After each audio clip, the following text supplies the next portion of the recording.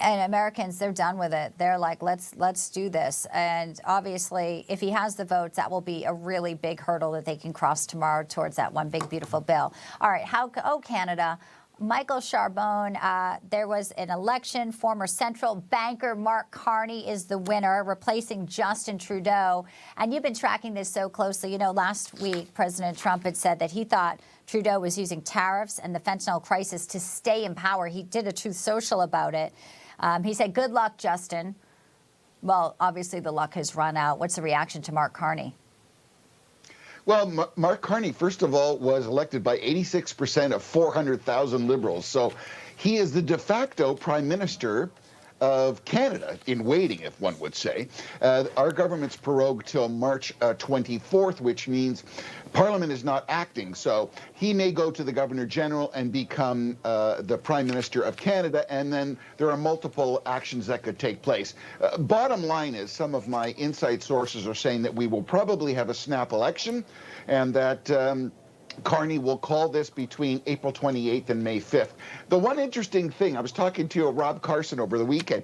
Mark Carney was not elected. He doesn't hold a seat in the House of Commons, which, as Rob Carson said, it's kind of like as if Kamala Harris would have become president, because she wasn't elected by her people. So Carney's got to get a seat. But the real news, that's getting a lot of play. Go ahead.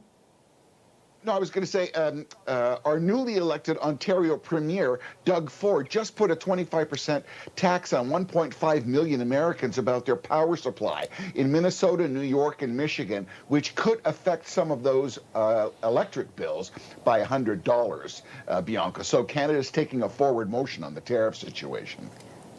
Yeah, they want to act tough and they want to look tough. In fact, Mark Carney made these comments during his victory speech regarding those tariffs. I'll play this and get your reaction on the flip side, Ed.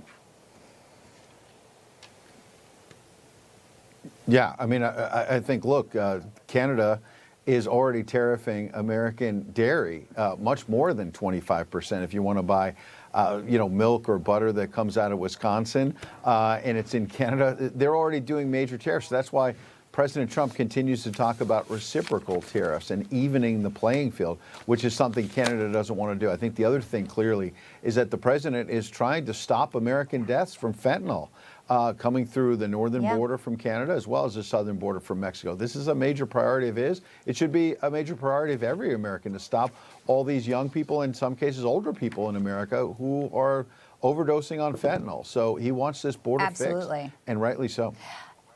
We do have the Carney clip now. Let's play his victory, if you will, speech, despite not getting that one vote ever. Let's play this. My government will keep our tariffs on until the Americans show us respect. So Donald Trump thinks he can weaken us with his plan to divide and conquer. How's that playing in Canada, Michael Charbon?